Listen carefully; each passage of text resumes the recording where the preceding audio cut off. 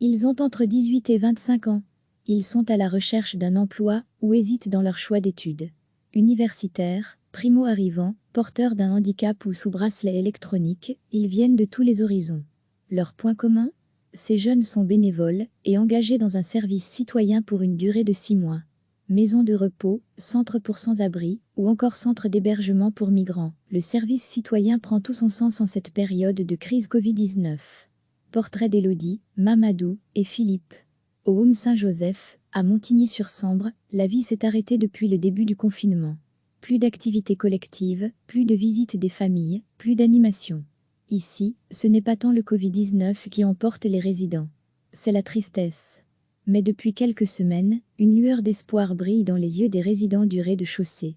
Cette lueur porte un nom, Élodie. Je ne me voyais pas ne pas aider. Ils me font penser à mes grands-parents, qui étaient là quand j'avais besoin d'eux. Il fallait que je sois là pour eux. Plusieurs fois par semaine, Élodie vient préparer les repas, distribuer le goûter, faire des balades avec les résidents qui le peuvent. Ce qu'elle leur offre de plus précieux ? Du temps et une oreille bienveillante. Avec Élodie, les promenades peuvent durer près d'1 heure. Heureusement qu'elle est là, sourit une résidente. Elle leur offre ce que le personnel soignant ne peut pas leur offrir. Ce n'est pas seulement une question de temps. Toute la différence, c'est qu'elle est là bénévolement, elle le fait par réelle envie d'aider, ajoute la directrice du home. Au départ, après avoir interrompu ses études de kiné, Élodie effectuait un service citoyen dans le secteur culturel. Mais il a été interrompu à cause des mesures de confinement. Elle s'est alors proposée de venir en aide dans cette maison de repos. Je tournais en rond dans mon appartement. Je préfère 100 fois venir ici et me dire qu'au pire, j'attraperai le virus. Mais au moins je me serais sentie utile. Si je dois attraper le virus, je l'attraperai, explique Élodie. Mais les résidents m'apportent tellement plus. Ce qui la touche le plus, la mise en quarantaine de nos 2 résidentes au rez-de-chaussée. On les entend crier, frapper. Elles ne comprennent pas pourquoi elles sont en isolement. Elles nous manquent. Ça fait mal au petit cœur. J'ai un cœur d'artichaut moi pour ça, guillemets, les personnes sans abri sont, sans aucun doute, elles aussi des victimes collatérales du confinement. Comment rester chez soi quand on n'a pas de chez soi ? Dans le centre de Bruxelles, un centre d'accueil provisoire a vu le jour à l'auberge Jacques Brel. C'est là que s'active Mamadou, bénévole dans l'équipe de Médecins du Monde. À l'entrée du centre, Mamadou se charge d'accueillir les nombreuses personnes sans abri en demande d'un temps de repos, d'une douche, d'un repas ou d'une lessive. Il leur explique comment se désinfecter les mains, les aiguille vers ce qu'ils recherchent, leur offre du café. Ça les réveille après des nuits de sommeil compliquées, ça leur fait chaud au cœur. En ces personnes en détresse, Mamadou a parfois l'impression de voir son reflet. Moi aussi, il y a une période où je ne savais pas où dormir. J'étais au parc Maximilien. J'ai moi-même été accueillie. Ça me fait du bien d'accueillir les autres. Mamadou, 20 ans, vit dans une famille d'accueil. Il est en procédure de demande d'asile et essuie les refus. J'ai fui la Guinée avec mon grand frère, car mon père s'est fait assassiner pour ses opinions politiques. Nous avons traversé l'Afrique jusqu'en Libye. Nous y avons passé 3 mois en prison avant de traverser la mer. C'est là que mon grand frère a disparu. Depuis, je n'ai plus de nouvelles de lui. Moi, je suis arrivée d'abord en Italie avant d'arriver en Belgique, au parc Maximilien. J'ai ensuite été accueillie par une famille, chez qui je vis toujours. J'ai moi-même besoin d'aide, mais ce que je peux faire pour l'instant, c'est aider les autres. Si tu aides quelqu'un aujourd'hui, demain, c'est quelqu'un d'autre qui t'aidera. Le service citoyen permet à des jeunes, comme nous qui ne trouvent pas leur place, qui sont désespérés par rapport à leur avenir, de trouver quelque chose de positif pour leur futur, explique Mamadou. Autre victime collatérale du coronavirus, les migrants. Eux aussi n'ont nulle part où aller. Impossible de passer ses journées en rue, vu les mesures de confinement. La porte du Lys a donc décidé de leur assurer exceptionnellement un accueil de jour. Quelques 300 personnes y passent ainsi leur journée. Autrement dit, 300 bouches à nourrir. Heureusement, elles peuvent compter sur un grand nombre de bénévoles dont fait partie Philippe. Son terrain de jeu ? Les cuisines. Préparation des repas, plonge, Philippe y passe le plus clair de son temps. Si ça se trouve, je vais faire une carrière de cuistot après cela, sourit-il. Depuis 1 an et demi, Philippe galère dans sa recherche d'emploi. À l'école secondaire, j'étudiais l'électronique. Ce n'était pas du tout mon truc. J'étais probablement le pire élève de la classe. J'ai cherché un emploi en espérant trouver ma place, sans la trouver. Après avoir traversé une période de déprime, de baisse de morale, on m'a proposé de faire ce service citoyen. Au départ, ce n'était pas mon premier choix. Mais depuis, je me sens plus utile. Je me sens mieux. Avec la crise du coronavirus, un besoin inévitable de bras s'est fait sentir. C'est touchant de voir que tout le monde met la main à la pâte. C'est surprenant et touchant. On se sent bien d'aider les gens. C'est ça l'empathie. C'est humain, ajoute Philippe. Cette crise sanitaire montre en tout cas combien les jeunes et moins jeunes peuvent être un vivier de solidarité dans des structures qui en ont bien besoin. Pourtant, le service citoyen n'a pas attendu le coronavirus pour voir le jour. En Belgique, il existe depuis déjà plus de 10 ans. Mais il a du mal à prendre sa place. En Belgique, pour l'instant, quelques 550 jeunes font leur service citoyen. Cela paraît peut-être beaucoup, mais c'est totalement ridicule par rapport à nos pays voisins qui ont institutionnalisé ce service civique. En France, le service civique représente 150 000 jeunes, en Allemagne 100 000, aux Pays-Bas 12 000 points. Ici, ce qu'il manque, c'est un statut, avec une indemnité décente, une assurance et des formations, relève François Ronvaux, directeur général de la plateforme pour le service citoyen. Pour l'instant, cette indemnité est plafonnée chez nous à 10 € par jour, soit 200 € par mois. Or, la moyenne européenne tourne entre 500 et 700 €. Cela permet aux jeunes de subvenir à leurs besoins tout en restant bénévoles dans leur activité.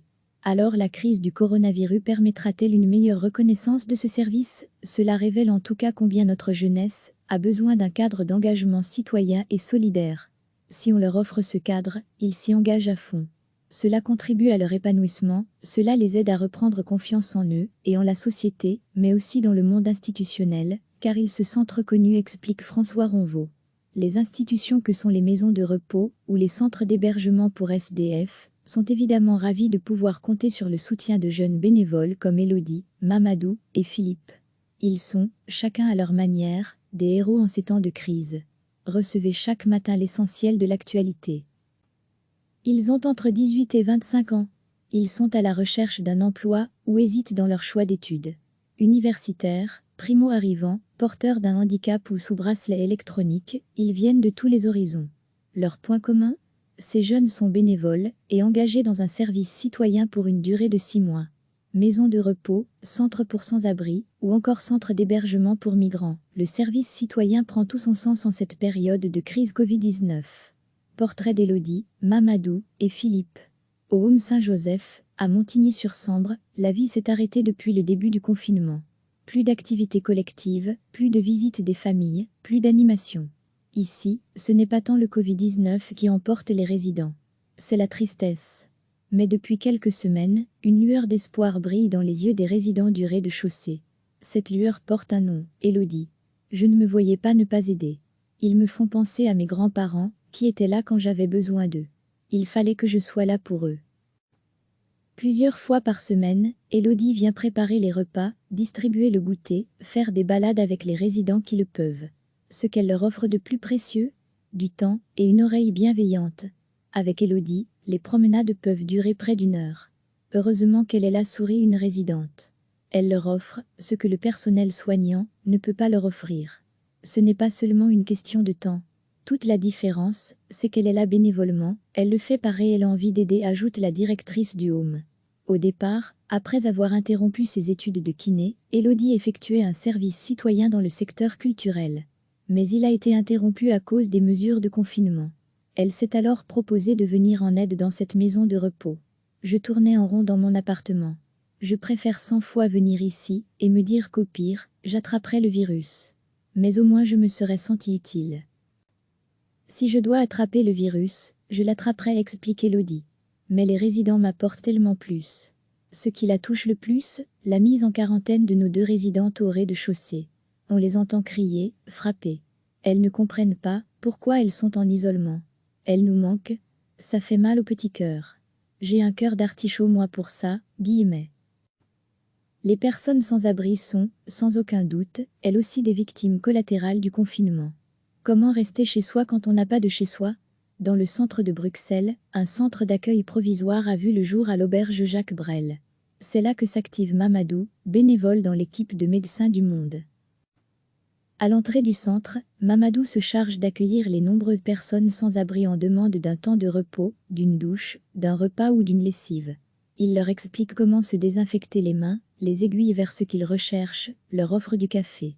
Ça les réveille après des nuits de sommeil compliquées, ça leur fait chaud au cœur. En ces personnes en détresse, Mamadou a parfois l'impression de voir son reflet. Moi aussi, il y a une période où je ne savais pas où dormir. J'étais au parc Maximilien. J'ai moi-même été accueillie. Ça me fait du bien d'accueillir les autres. Mamadou, 20 ans, vit dans une famille d'accueil. Il est en procédure de demande d'asile et essuie les refus. J'ai fui la Guinée avec mon grand frère, car mon père s'est fait assassiner pour ses opinions politiques. Nous avons traversé l'Afrique jusqu'en Libye. Nous y avons passé 3 mois en prison avant de traverser la mer. C'est là que mon grand frère a disparu. Depuis, je n'ai plus de nouvelles de lui.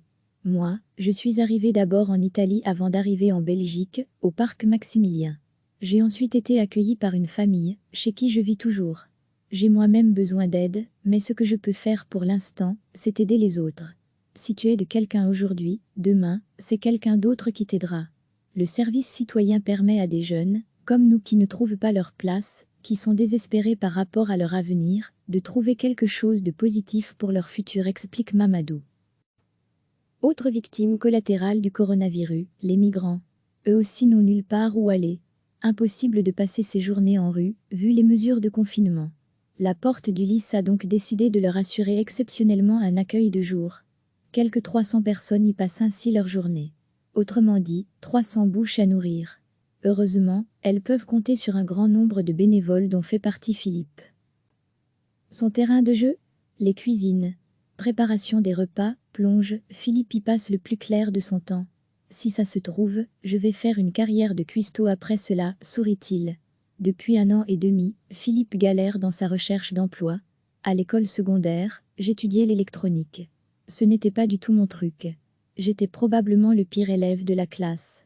J'ai cherché un emploi en espérant trouver ma place, sans la trouver. Après avoir traversé une période de déprime, de baisse de morale, on m'a proposé de faire ce service citoyen.